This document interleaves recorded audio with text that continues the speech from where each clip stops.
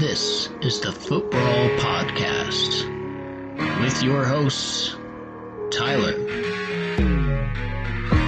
Andy, and Boyer.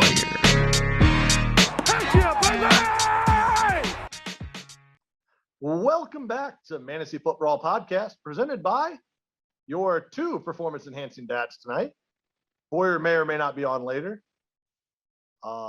He is currently dadding, so he's got a weird non-house situation, split house situation. It's called homelessness. Yeah. Well, sure. All right, Boyer. Hopefully you'll move into your new house soon, and we can get past this. Dang kids.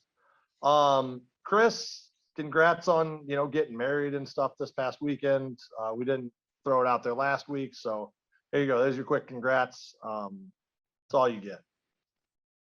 Let's move into trades real quick. Boyer would have been here to talk about both of them since he was involved in both of them. Boyer trades Dearness Johnson to Andy for $2 draft dollars. Andy, you want to just run me through that real quick for you? Yeah, I reached out to Boyer to ask about a couple of guys, and he wanted to talk about price on all of his receivers with a bunch of different people, but I was like, okay, well, talk to me about Johnson. And I was like, I'll give you a buck or two. And he was hemming and hawing a bit. And I was like, can we just do two and get it done? He's like, yeah, that's fine. So I shipped him $2 to handcuff my handcuff because I'm sick of not having all of the Browns running backs while all of the Browns running backs are hurt. So I got that short up. And then Charlie was confused, and then he realized that he was wrong. So I think everyone now agrees that this was about a fair price. Yep. All right. So then Boyer trades DJ Moore to Jeremy for Allen Robinson and $8 draft dollars. I had talked to Boyer a little bit about DJ Moore and Cooper Kupp. Boyer said Kupp's going to be $20. I said, not a chance. I will throw you a player, keeper spot, some draft dollars, something, but I can't go straight 20. And he said $8 draft dollars, give or take, for DJ Moore. I had debated it for a little bit. And then I see this, and I'm not mad about it. I mean, it's a fair price, I think. But I don't know what Carolina is going to look like. So I wasn't super high on getting DJ Moore. He is a clear target there. Robbie Anderson's garbage. Robbie Anderson's getting targets. He's getting a boatload of targets. He's just not doing anything with them. He's not catching them. That's the problem. But, I mean, when you're talking about DJ Moore, looks is looks if they're going to somebody else. Yeah. No, I don't disagree. But, 3 catches on 9 targets or something like that this week? He's caught. Yeah, that's pretty standard at this point. He's caught a third of his targets, normally. So it's not been pretty there, but it is what it is. But what do you think about this getting Allen Robinson at $8 draft dollars? So I talked to Boyer about a couple of his receivers. He said he was looking for around $8 for DJ Moore. So I don't know if he got any other offers to be able to talk about whether this was good or not, but $8 for Moore is about what he was looking for, I think. Getting Allen Robinson, I don't think anybody's excited about that at this point. It sounded like Jeremy was going to drop him. So, and I don't blame him. But looking at this trade through the lens of mid-August before we drafted, holy shit. Allen Robinson went for $40 in the draft and Moore went for $30.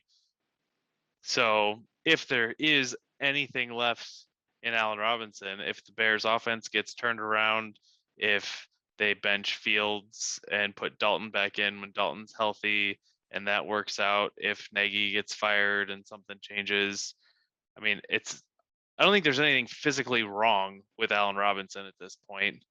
And there were some comments made this week by Allen Robinson talking about he's basically throwing Nagy under the bus. Well, I didn't get any fucking snaps in camp with Justin Fields because you kept saying he's not the starter. So he didn't get any first team reps. And here we are. He's running the first team offense with no chemistry with me because we never got this time. So maybe it changes. I would not be investing in that, but it doesn't look like Boyer did. It was just the throw-in piece that Jeremy was going to drop anyways. And again, not banking on this, but Boyer could come out of this looking like roses if Allen Robinson gets back to anything close to what he's done historically. And then he's got $8 on top of it. I think this is a great trade for Boyer. Yeah. I mean, at this point, I think it's fair. If Robinson comes back strong, then Boyer wins for sure. But at this point, I'm going to call it Allen Robinson a wash because it was literally just a throw-in piece at this point. Yep. And on a roster like Jeremy's, Allen Robinson's 100% droppable. But when you got a team like Walker stashing Michael Thomas, why shouldn't Boyer stash Allen Robinson? Like, you hope that he comes back and that he's good and produces like what your mind remembers him producing fantasy wise, the same way that Walker's sitting on Michael Thomas hoping for the best. And when you've got a thin bench and a not great starting lineup, that's what you do. You got to have those lottery tickets to try to get you wins. Yep. All right. Well, let's move on to injuries and news. Zach Wilson is out with a PCL injury, looking to be anywhere from 2 to 8 weeks. They're really not sure what's happening with him. Doesn't really matter. They got Joe Flacco, so that's an upgrade, maybe. I'm not sure. Can't be a downgrade. Yeah. Miles Sanders went out with an ankle sprain. They're not sure how severe that is. Jacobs went out the back half of that game with a chest injury. They are on a bye week though, so I'm not sure that's going to make a big difference. Waller had a late ankle sprain, and Saturday it popped up. Got ruled out Sunday. Like I said, with Jacobs, they have a bye this week. It could have just been precautionary. Sit him out last week, let him sit through bye this week, and then he'll be back. So I'm not sure that's going to be a big deal. And then Mahomes is cleared the concussion protocol within a couple hours of the hit. So it sounded like he cleared it on the field and they just decided not to send him back in because it wasn't worth it after he got his bell rung. But what the coach said afterwards sounded like he could have gone back in because he cleared it on the field. Yeah, I don't know. That still just makes me nervous. We'll see. That whole team. Not like he's doing well anyways. Right. So, I mean, Miles Sanders may be the only one to talk about per se, fantasy-wise, unless Mahomes is out, which I don't think is going to happen. But Miles Sanders going out, you got Boston Scott, Kenny Gainwell, that offense. Jordan Howard's healthy. They did say he might play this week. They said he could play this week. So they got running backs. They've got wide receivers. They got Jalen Hurts, which is really the only fantasy option. So there's that. Let's jump into the week 7 recap though. Andy, you want to run us down how we did last week? Yeah, sure. It was a pretty good week. The three of you that were on picked the same down the line, and all of you went 5-1. Charlie over Fryer was the one that didn't hit for you guys, but everybody else picked it right. I don't think I shared my picks publicly, but I did with the podcast guys. I picked the same that everybody else did, except I picked Ty to beat Colin, which did not happen. So I went 4-2. Thanks for letting me down on that, Ty. On the year, I believe that's 26 wins for me and Boyer and 22 for Ty. So you guys gained a game on me. And I think the guest went, Paul went for 4 wins and Colin went for 5. So yep, guests are showing us out right now. For sure. So Colin had asked a little bit about what everybody's record would look like if they played my schedule. So I went ahead and did that. Andy, what is the best record right now of any of the teams if they would have played my schedule? With your schedule, I think 3 wins is the best that anybody would do. And my guess is that Paul and Chris both would have 3 wins. Okay. So if I played this person, I left them out. So they may only have 6 games. Sure. So to run through to start is what I'm going to do. And then I will run through something else real quick after that. Go ahead. Just for a fun stat, because I wanted to do this for Fryer. So with my schedule right now, Robbie would be 2-5. Fryer would be 0-6. He was the 3rd lowest scoring team the week that I played him. So with that, I would count him at 0-7 because he was pretty much the bottom of the barrel that week.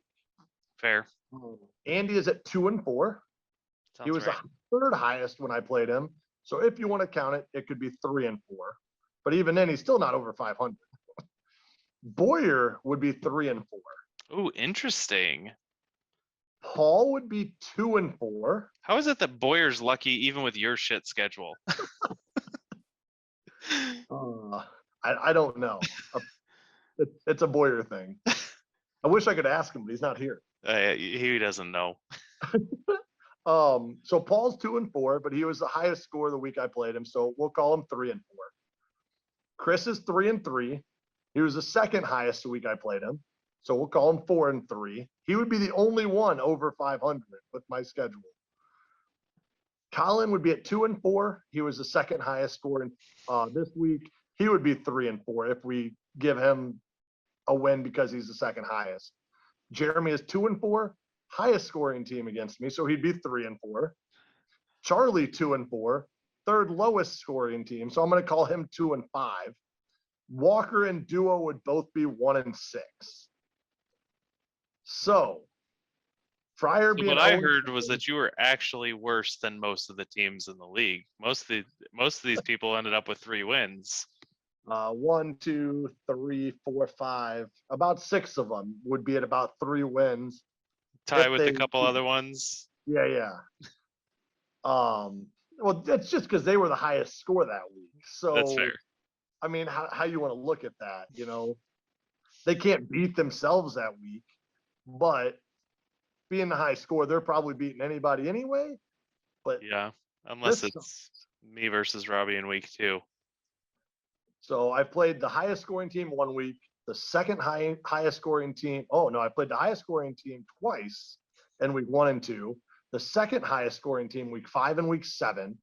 The third highest scoring team week 3, and I've only had 2 weeks where I played bottom 3 teams. So That's rough. That's then rough, buddy. my schedule so far. So Chris is the only one with the winning record. I buy that. Assuming he played himself. Sure. So, but other than that, yes, he would be 500 at 3-3 because Boyer would be at 3-4. And that's the next closest. Yep. That's So, wild.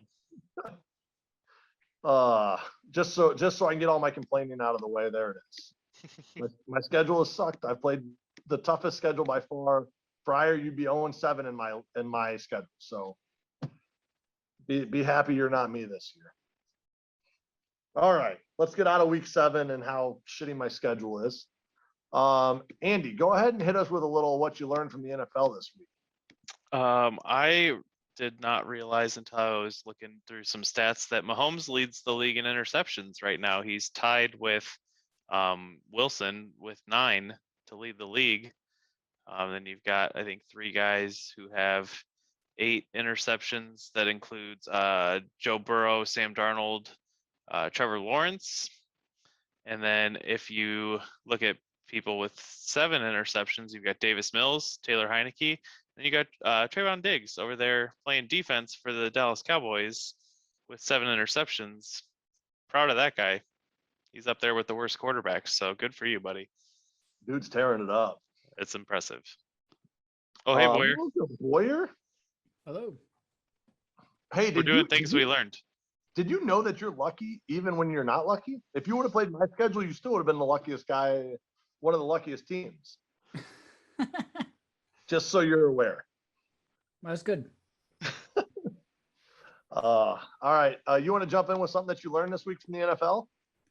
The Bengals are good. I actually owe an apology to Jamar Chase. I didn't think he was going to be good, especially year 1. That guy's good. He's good. Yeah. T. Higgins was supposed to be that guy. It's not, I told not you over and him. over again, he was not. I didn't listen. I'm gonna jump to the 49ers. That team, Kyle Shanahan, I don't know, man. I had high hopes for them. I had high hopes for them coming into the season, and it's going downhill and going downhill quick. I know there's been some injuries, but not using Ayuk ever, and that stupid Ayuk kicked the ball into the end zone. It should have been a safety, and I wish the hell it was a safety because that was stupid. I just don't know what Shanahan's doing. I don't know what the hell the plan is. At this point, I hope he just puts Lance in and lets Lance learn and get better so we can figure it Working out for the next week. Bears. Bad coach, let the rookie in to just hope for the best. Well, luckily the Niners play the Bears this week, so it shouldn't be that bad, right? Can't be much worse than last week was for the Bears. We can both just turn the ball over left and right, and it'd be a defensive, high-scoring fantasy game. Hey, while we're on it, is it a free play if there's no flag? Because Justin Fields and I are both confused on that one. You can just throw the ball anywhere you want as far as you want. Yeah, if I thought the rule was if I throw it more than 30 yards down the field, it just doesn't count if something bad happens, which is why we keep doing it. That was my understanding. I feel like Carson Wentz is on board with that too. That dude just chucks the ball up. Pittman comes back and gets it. It's pass interference every time. And I needed those pass interference yards this week to have a chance against Colin. If I would have gotten those 100 pass interference yards, we would have been in a different situation. I wonder if there's any leagues that count those, even like count them for half the yards or something. Like there's some receivers that are real good at getting those calls, and I feel like we should credit them in some way. There's probably some league somewhere.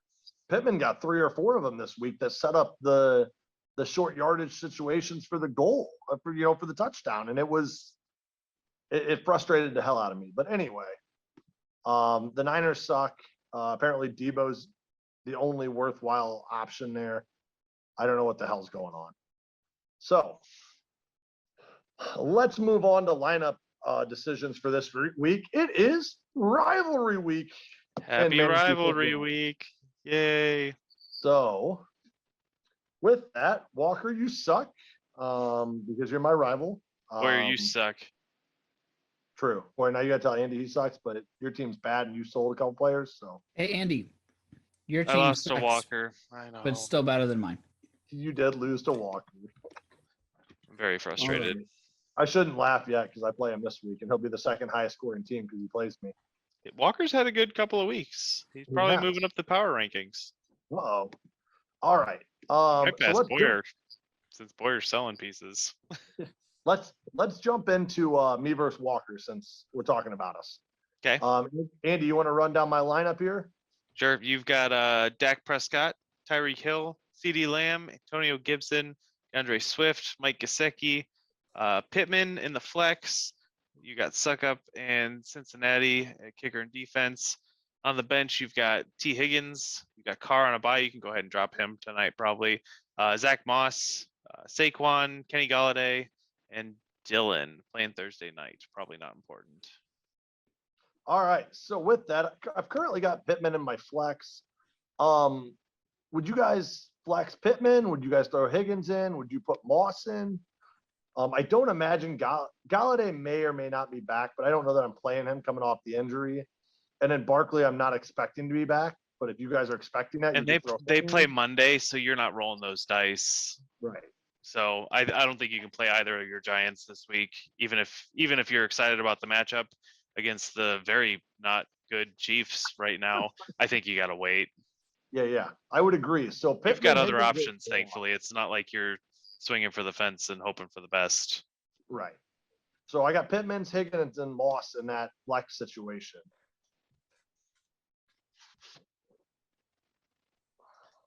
I really like Pittman's matchup this week, but I kind of want to go with Zach Moss.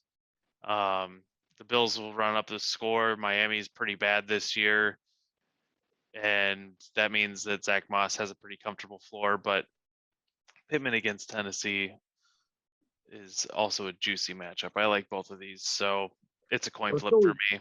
So we thought until Tennessee shut down Mahomes in that offense. But... I think Mahomes might have shut down Mahomes. I don't know. That's fair. I'm also Moss may have to go in for Gibson if that Gibson is an issue. So yeah, which is a bummer because Denver's been getting run on these last couple of weeks. Right. So you don't want to lose out on that. But I mean, Najee put up 122. Dernest Johnson put up 146. Everybody gets a touchdown against them since week 4. So you hope you can play them. But Right. Yep. Boyer, you want to jump in on that one? Yeah, I like Pittman here. I just like Pittman. I think he's the clear number one. Moss is still sharing some with Singletary. We don't really know what the Bills are going to do on a week-to-week basis. They could air it out. They could run it. They could throw up a duck like they did in week 1. Who knows? So I'm going to go with Pittman because I think he at least gets consistent targets. And as far as like a floor, I mean, Pittman has a decent floor at this point. So yeah. So, but I'm leaning Pittman. Moss was my other consideration. Higgins is disappointed the hell out of me. Although that offense is powerful, they could get him a lot of touches one week. But right now, I'm going to roll with one of the other two. Andy, you going to run us down Walker? Yep. Walker has Aaron Rodgers, Amari Cooper, Antonio Brown, Leonard Fournette, Tony Pollard, Kyle Pitts, AJ Green, Nick Folk, and Indianapolis Colts defense. On the bench, he's got Julio, Hunter Henry, Mike Davis, Trace Sermon, Michael Thomas, and good old Josh Gordon. So a whole bunch of nothing. Whole bunch of nothing on the bench. He's got Julio and Mike Davis on the bench, but I'm Right. pretty sure Mike Davis is nothing at this point. Right. So running back to, I was going to ask you guys if there was any consideration for Mike Davis over Pollard. I don't imagine there is, but it's the only other possible option. Yeah. You guys are both playing Pollard. Mike Davis is high so far this year in rush yards is 53. He's only got 1 rush touchdown. Panthers have a good run defense. I don't see any reason to put Mike Davis in over Pollard. Agreed. So the flex, you could have Julio, you could have AJ Green, you could have Hunter Henry maybe. Jonnu went down with a shoulder injury this week. They were trying to get him more involved. Henry's had a touchdown in 4 straight games. For whatever reason, that New England offense is rolling. I don't imagine you guys are start a tight end over AJ Green or Julio.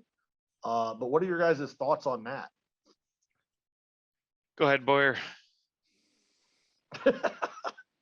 I don't have a lot of room to talk, but this is a little bit of an ugly flex decision. Who's Tennessee play? I'm not looking at it. The Colts. Should be a competitive division matchup, I would think.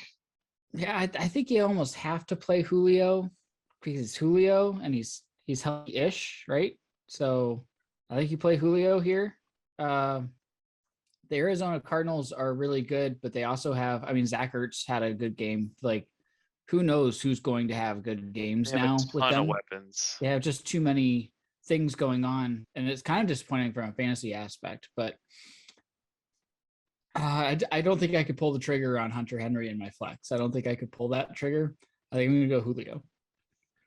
Yeah, I agree. I appreciate that Julio has no touchdowns this year. I appreciate that Julio has not cracked 60 yards since week 2. Like I appreciate that there are a lot of reasons not to play Julio, but I'm not playing AJ Green. AJ Green is the oldest and ugliest receiver on that entire offense. And I just can't do it. Like, no, thank you. I won't do it. Walker might, but so I'm with you guys. I'm with Julio. My team is clearly better than Walker's, and I think he needs that big game. And I think Julio is the one that has the possibility of giving it to him. Hunter Henry may get 30 yards and a touchdown, put up 9 or 10 points, which is fine for a floor play. But I don't know that you can do that this week against my team.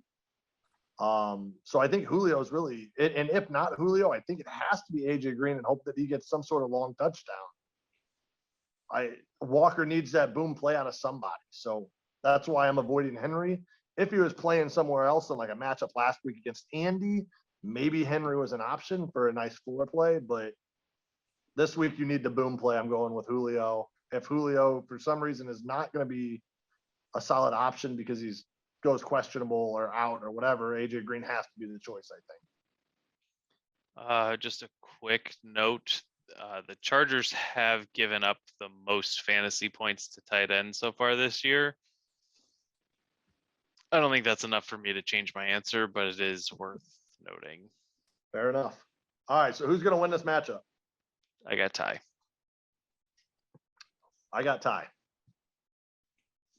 I got Ty. All right, moving on. Boyer, you got this up. You want to run down Jeremy and Duo, or you want me to have Andy run them? Yep, I can write it down.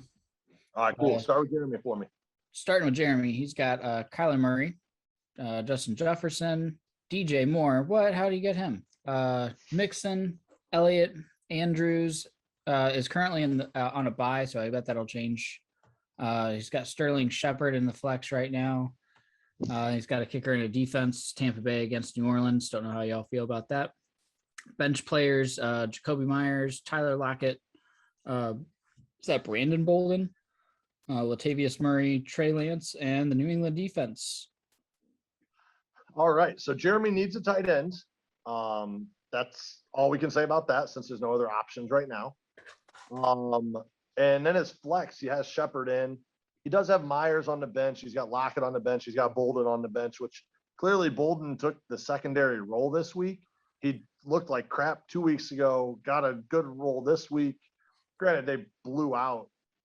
Who the hell did they play this last week? Was it the Jets? Mm-hmm. Yeah. So New England blew out the Jets, so it didn't even matter. So Bolden looked good. Lockett looked like crap. Myers has been inconsistent. Then you got Shepard coming back from the injury. What are you guys doing with that situation?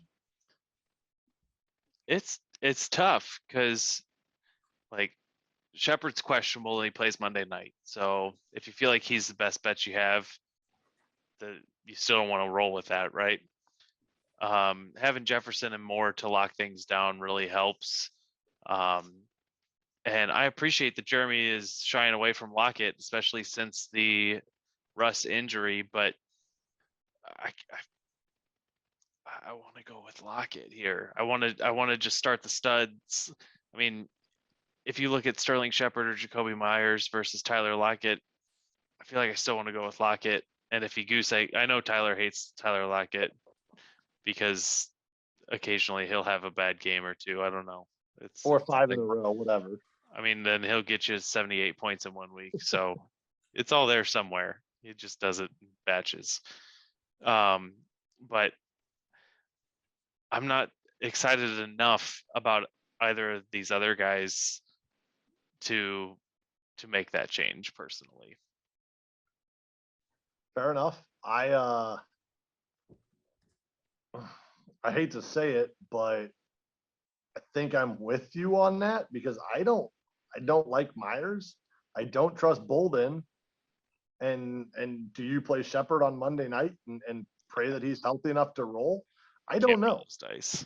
So as much as I hate Lockett, I think that's almost your only option right now that I would feel semi-comfortable with. I think if Tyler's advocating for Lockett, then you have to do it. Boyer, what do you think there? I don't mind Myers here, simply because he's getting consistent targets. He hasn't really blown off the roof. At one point, he was getting double-digit targets in 2 of their more competitive games. And I anticipate this being a more competitive game, so I could make the argument for Myers. If Lockett was facing any other team in the NFL, I would probably say not Lockett. But Jacksonville has no good of a defense.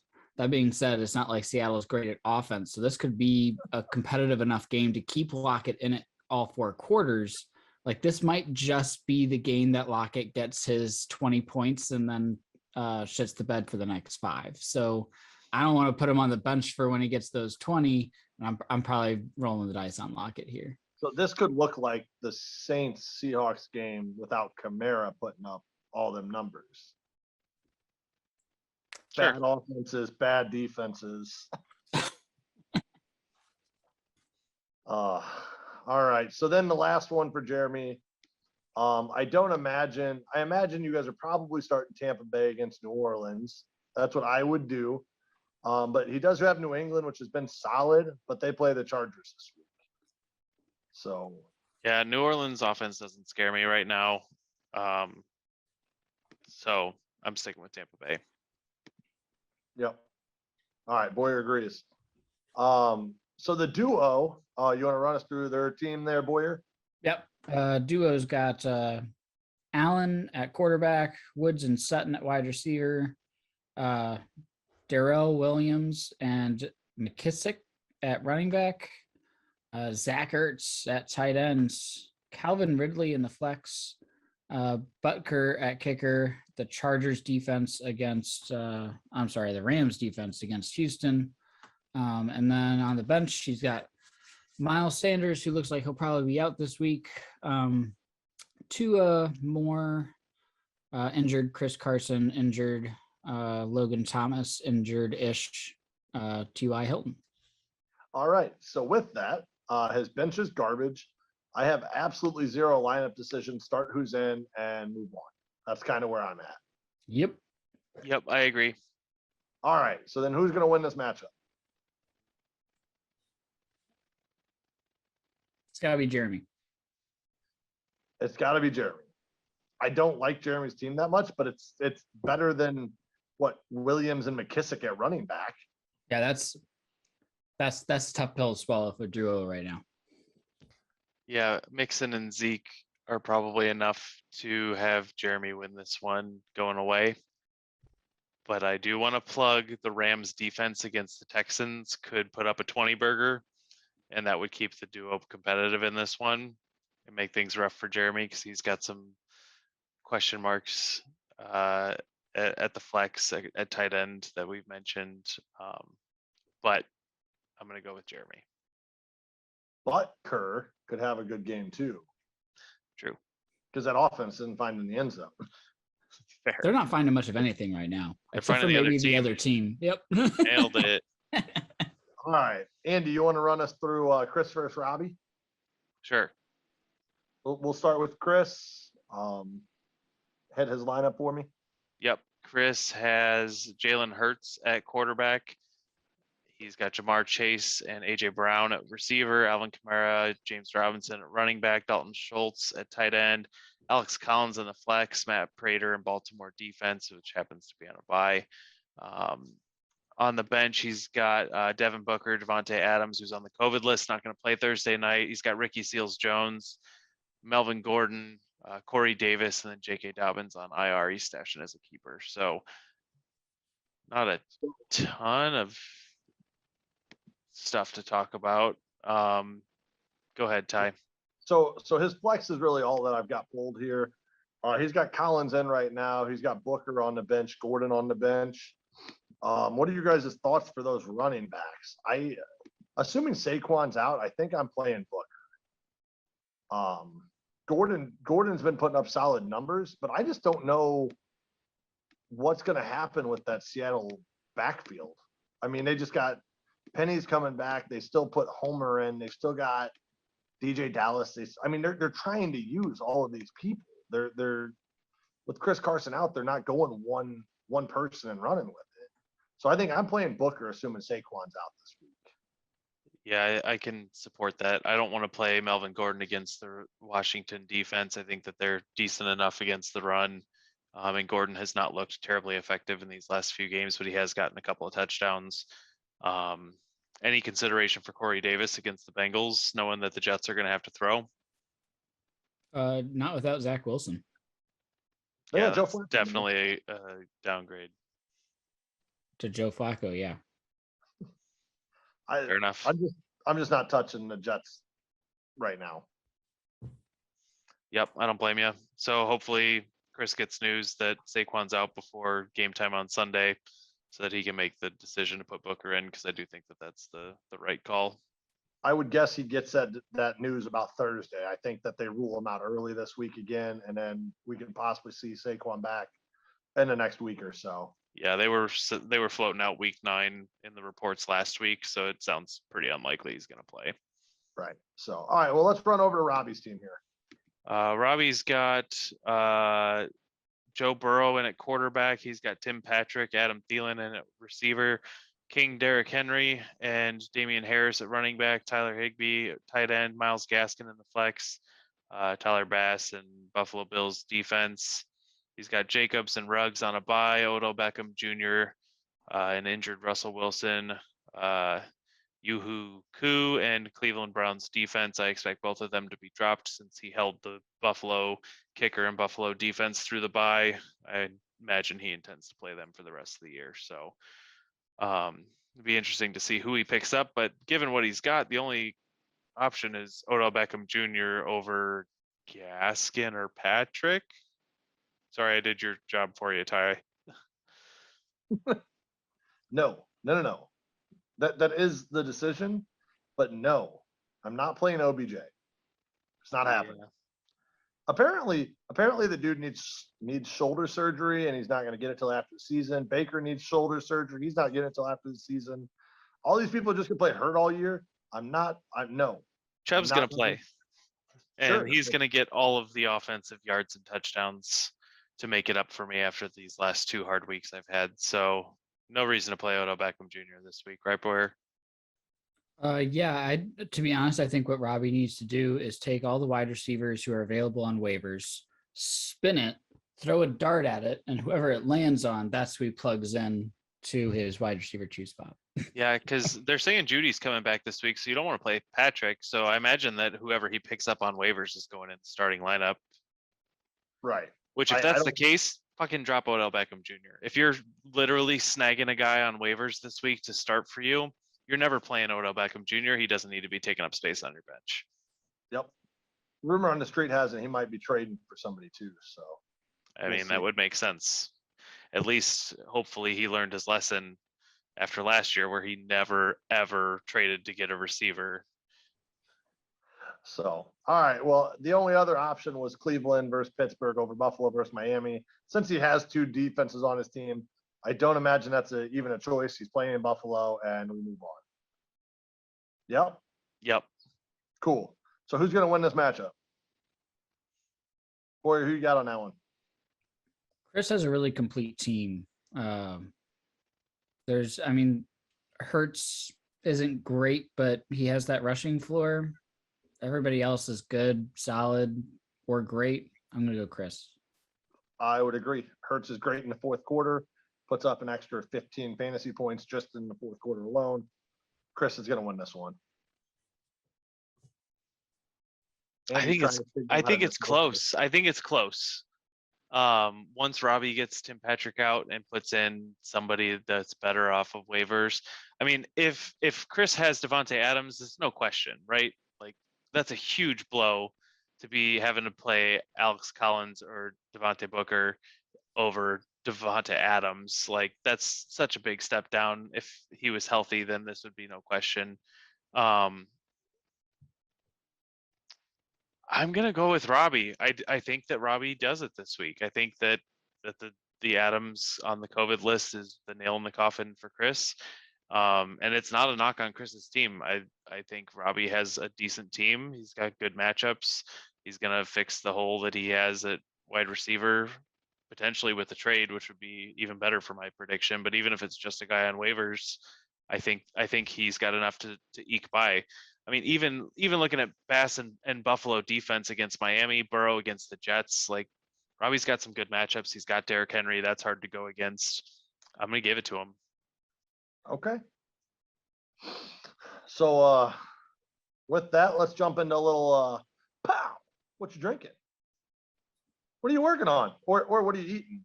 Boy, are you working at McDonald's still, or are you finishing? No, I finished my McDonald's. Okay. So let's focus on the drinks then. Working on a Kona Kua Bay India Pale Ale. Nice. Kona runs some nice beers. They do. Andy, what do you got over there, man? I don't have a drink. I'm not thirsty after all the bleach I drank earlier today. Losing to Walker this week was hard. Well, then I'll go on to, I'm drinking some Sweetwater Hazy IPA. Good one. Sweetwater is a good brewery as well, so good stuff. If you ever need a beer, Miller Lite's here too. I'm just kidding. Don't go with those. Those are just backup beers after you have a nice beer or two. Hey, do we have a new sponsor this week, or what's going on? Listen, I got to keep plugging people and just hope for the best, you know? Right. All right, so let's jump. Boy, you want to jump us into Colin versus Fryer? Yeah, I suppose I could do that if I were able to pull it up. Colin and Fry. All right, starting with Colin. He's got Stafford, Hopkins, Diggs, JT. Najee is back from bye. He's got Fant at tight end. Cordarrelle Patterson at flex. Currently has Justin Tucker on a bye. That'll change. The Arizona defense against the Green Bay Packers.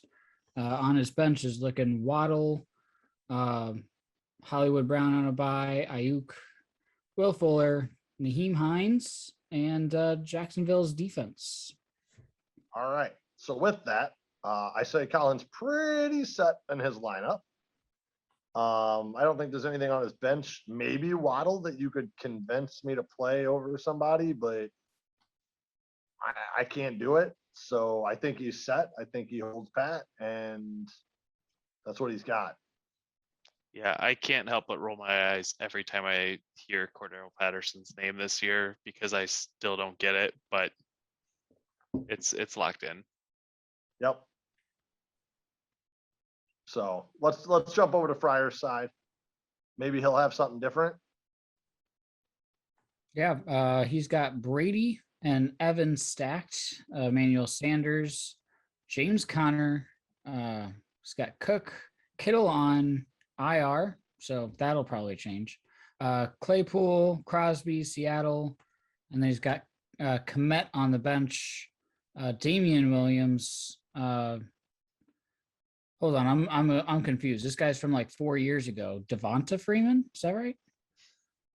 Christian Kirk, Madison, and Montgomery on IR. Is Kittle coming back? Is this his week to come back? The projections have him not coming back till next week. I haven't been that close to it or heard any news things. There's no news on his little bubble on Yahoo, so maybe Fryer's closer to it than we are because he's got him on his team, but it looks like it's not going to be until next week. Okay, yeah, I was a little confused there to see him in his starting spot. I was like, wait, hasn't he been hurt for a while? Maybe Fryer's just trying to lose this week. It does seem like that sometimes. Right. So really, I guess my only start sit question is there any chance, we talked about the Arizona Cardinals earlier, is there any chance at this point you play a Christian Kirk over Claypool? Or is Claypool pretty much locked in for you guys with this roster? I mean, I think both of them are in situations where there's a bunch of mouths to feed. I think the Cardinals defense is a lot better, or the Cardinals offense is a lot better, excuse me. But I think Claypool's better than Kirk by a fair margin. So I'm going to give the edge to Claypool. I'm gonna go with Kirk just because kind of the same reason I would even consider playing AJ Green. I think Fryer needs a big game out of somebody. He's got an okay lineup. I mean, I'm not gonna say his lineup's bad. But Kirk's been getting targets. He's been putting up some decent yardage. I think I'm gonna run with Kirk. I don't know that I trust that Pittsburgh offense with Big Ben and all that. So I'm gonna run with Kirk this week. Boyer? I think I'm gonna go with Claypool. Cleveland's defense has been leaky at times. They've got a great front seven, but they don't seem to know how to use it. And they've had some big games against them. So I'm gonna trust that maybe Claypool can get some big plays there. And that's where I think that's where I would go. I don't think I just can't trust Kirk. Either one's not a great start, but no, it doesn't feel good to start either one, but you got to do what you got to do. Fair enough. All right. So who you got to win this matchup? Colin.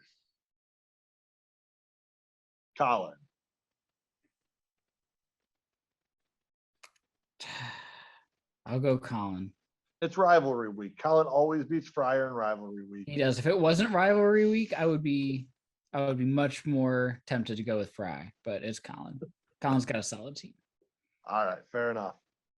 So Andy, you want to run us through Paul versus Charlie here?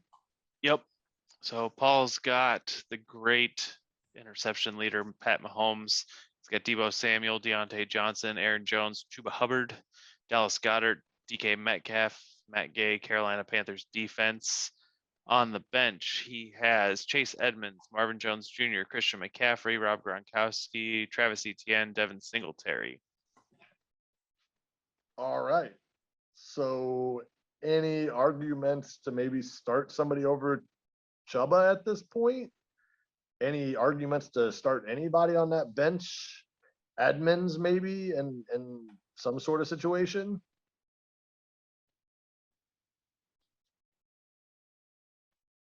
I think no. I think you want Chuba in against the Falcons.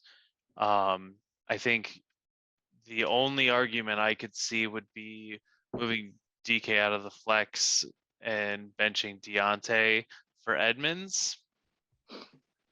I might do that. I like Edmonds over Deontay Johnson this week. See, Deontay's the only one I semi-trust in Pittsburgh, so I don't know.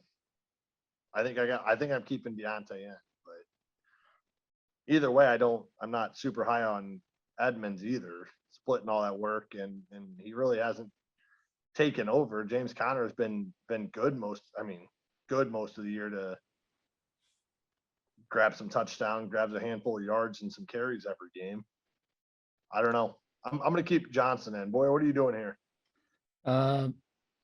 Green Bay will keep Arizona passing. Edmonds is already splitting carries. I don't think that there'll be quite enough volume in this particular game to play Edmonds. I'm going to stick with the wide receivers. All right. It's close for me. If Gronk is back, I don't know if he will be or not. Are you starting Gronk over Goddard? Are you sticking Goddard? That would be my only other lineup decision for Paul, possibly. Is it the same as last week where we put Gronk in if he's healthy, Goddard next, or are you guys starting Goddard straight up? If Gronk plays, he's on your roster at this point. I disagree. I think Goddard is good enough that you don't have to rush Gronk back and risk him going out and being a decoy or being, not playing all the snaps or whatever. Gronk is a relatively touchdown dependent fantasy asset at this point anyways. I think that I'm going to be on the Goddard side of this argument. Yeah. AB may be back this week too, which only muddies up that Tampa Bay wide receiver tight end core. So I may go with Goddard as well, especially with Miles Sanders being out. I think they're going to have to just throw the ball. And Ertz being out of town makes a huge difference to him too. Well, and I say that Miles Sanders is out, so they have to throw the ball, but he only gets 3 touches a game, so it doesn't really matter. So fair point. He's lucky. If he's lucky. The last game they finally started giving him the work, and then he got injured. So they knew what they were doing. And then his ankle turned into the letter L. Right. So they knew what they were doing. They said, we give you 3 touches a game, you stay healthy. So, all right. Let's move over to Charlie. All right. Charlie's currently got Sam Darnold in at quarterback. He's got Chris Godwin, Keenan Allen at receiver, Darrell Henderson, Austin Eckler at running back, OJ Howard, ? At tight end, Elijah Mitchell at flex, Graham Gano, Kansas City Chiefs defense. Who owns the Chiefs defense in fantasy this year? What is that plan? Tyler Boyd, Devonta Smith, Lamar Jackson, Dawson Knox, Sony Michel, and Deshaun Watson on the bench. My guess is that if Deshaun Watson gets traded this week, he's not going to play this week. So you got to fix your Sam Darnold situation. I don't think that's who you want starting for you, but maybe against the Falcons, you feel lucky. Yeah. I mean, is there anything else you're looking at here?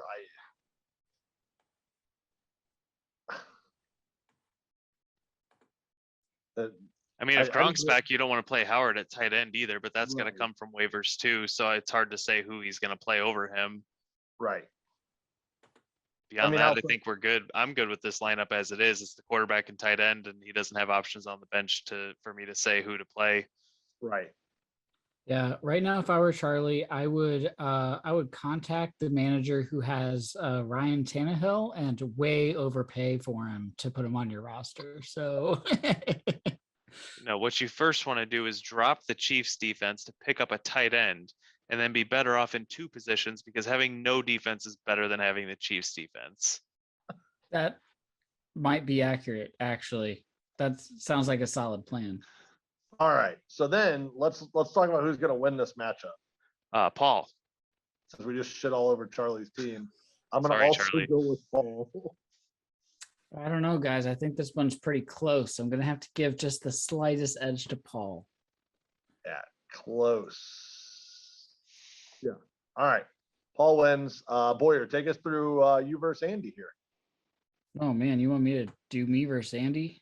So I have a fantasy football team, kind of. Sure. Andy has more of a fantasy football team. So Hopefully. Kind of. Is that enough, or do you want me to actually go through players? Might be nice to hit the I players. get Herbert and Williams back this week and Chubb, so the lifeblood of my team is no longer gone. So I'm going to start with me. I've got Tannehill. I still have Cup. Got Allen Robinson, Mark Ingram, Michael Carter, just wonderful players. Right now, Gerald Everett, Brandon Cooks, and then a kicker and a defense who play football. On the bench, Waller's on a bye, was injured anyway. Jamal Williams, Kirk Cousins, Edwards, Hilaire, and Judy, although Judy may come back, who knows? And then Jameis Winston right now. All right. So with that, Jamal Williams or Mark Ingram here? I'm going with Jamal Williams. I am too. Yeah, I mean that probably makes the most sense with Ingram's matchup. Ingram can every so often get like 15 carries and actually be fantasy relevant. The question is, when is that going to be? And it's not going to be against the Rams. So David Johnson was the guy last week. I don't know if they run with him again this week. I don't know if they switch it up. Is Tyrod Taylor going to come back? Is that going to help? Can't hurt. They've been bad since Davis Mills took over, except for one game where he randomly threw for 300 yards. Well, I didn't know if it would help Ingram. Still better than a Bears quarterback, I think. Receiver core. I mean, I think Ingram's primary fantasy contributions, not on the Texans, would be at the goal line, right? Like if he could fall into the end zone, then he's going to get you fantasy points. But he can't fall into the end zone on the Texans because they don't go to the end zone. If they do, it's a 30-yard touchdown, catch and run. Truth. Not by Ingram because he's slow. All right. So then we're looking at his Boyer's wide receiver 2 and flex situation. I guess the situation is pick 2, Judy Cookson, Allen Robinson. I think you have to play Allen Robinson. No. We talked about that earlier. You don't have to. I don't think anybody wants. At this point in the year, you for sure don't have to play him. We talked about that earlier, so I just had to check back in, make sure we're still standing on the right ground there. I mean, I like Cooks over Robinson this week. I think the question is whether Judy coming back off of his injury, if you feel comfortable playing him over Robinson. They said that he was practicing and was close to close to playing last week. So I would guess at this point he should be pretty healthy going into this game. Yeah, it'd be interesting to see what that dynamic shakes out to be if he is healthy, because Sutton's been doing so good and he's been such a target hog because he's the only game in town. So it'd be interesting to see how much carryover Sutton has versus what Judy's able to pick up when he comes back in. I also think you have to look at what Judy's injury was. It was a high ankle sprain. He's a guy who's a great route runner. He needs that ankle to run those great routes. He may struggle in the first couple of games coming back, just because of how he plays and what he's good at and what that injury means for his cuts in and out of those routes. So I'm probably going to do a wait and see approach and see how he looks on the field. If he looks great, then no problems. If he looks a little rusty, then I might even sit him for another week and just let him get back into the flow of things and let that ankle get a little healthier as he's playing. But if he looks good, it could be your only boom play this week, and he could be your only shot in hell. It's not like he's hurting you. You playing him in your lineup is not going to hurt him on the field. Well, I If guess he was in my lineup, it might hurt him. right, but I guess my point is that I know that Cooks, Robinson are healthy, and I don't know that Judy is going to be healthy whether he plays or not. He still might not be healthy to really produce on the field until I can see it. Fair enough. All right, go. Let's run through Andy's lineup real quick. Can I ask a question of Boyer real quick? Mhm. As the new proud owner of Allen Robinson, what is it going to take your shit team for you to drop him? Like, is it an injury, or is it just more of what he's been doing? Is that enough for you to cut him? I won't cut Allen Robinson. All right, I'm just He doesn't curious. have anybody else. I know. Yeah, to be honest, if I wanted to win this year, which I don't want to be naked, then I kind of have to hope in his upside, which he still has. We know what he can be, even with shit quarterbacks. So I kind of hope that at some point the Bears get their shit together, and I just have to keep just hoping that happens. That's true, and that's pretty much what I said at the beginning of the episode before you were here. Was like, it's a great stash for you because I don't know that it's going to work out at this point, but who knows? Right. I wouldn't expect him to like light the league on fire and make up for the lost time, but at some point he may be back on pace where he normally was, 70 and a touchdown, or whatever. I'd be happy. I would be over the moon with that. So that doesn't even seem that tough because he's a really good wide receiver. Nagy just needs to get out of his own way, and he might this week because he has COVID. So he could screw it up from his house with COVID. He's making calls to Bill Laser on the sideline, be like, Bill, call this play. It's to Komet. Don't throw it to Robinson. The offense is looking too good. Stop it. They're gonna know it's my problem. You're making me look bad. All right, let's move to Andy's lineup before we just rag on the Bears the rest of the night. All right. Andy has Herbert, McLaurin, Mike Williams, Nick Chubb back from injury, most likely. That's enough. That's enough to beat you. Go ahead. I'm sorry. Keep going. Yep. But I can't disagree. Khalil Herbert, Travis Kelce. Now this is getting embarrassing. Javonte Williams. Still waiting on that big Javonte Williams takeover, but it's coming. Me too. No kicker right now. New Orleans defense against Tampa Bay. On the bench, she's got Hawkinson, which seems slightly wasted. Robbie Anderson, Drake on a bye, Hunt on IR, Bateman on a bye, and DeErnest Johnson. All right. So Andy needs a kicker, is what I hear. Outside I don't know if I do. You do for the points for situation in case I know. you're sitting on wild card. Plus, don't Just piss giving off the Boyer fantasy shit. god. We don't piss off the fantasy god. We already talked That's about very true. The problem is Cup is still on my team, and he could just absolutely blow up any game and make me competitive. So until I sell him. So you've got at least 30 points this week, guys. That's how Robbie beat me. You won't go under Paul's 19. You'll be fine. Hey, listen, that's my bar right now. So if I can avoid that and avoid being naked, it's a successful season. Let's put it this way. Robbie needed 41 points out of Derrick Henry to beat me by 4 points. So Cup's going to need a good game. Now that we got the dream team back together. All right. So Andy's going to win this one, yes? Certainly need it. I don't know. I think that I have a really good shot, but okay. Earnestly, it's Andy. Oh, Yeah, I'm going with me. All right. So we're gonna jump into a little dad joke here.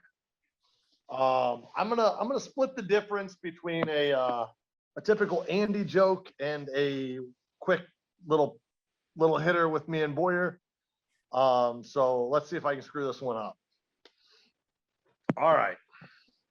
So a man and his wife are in bed. It's 3 a.m. All of a sudden, I hear this loud pounding on the door.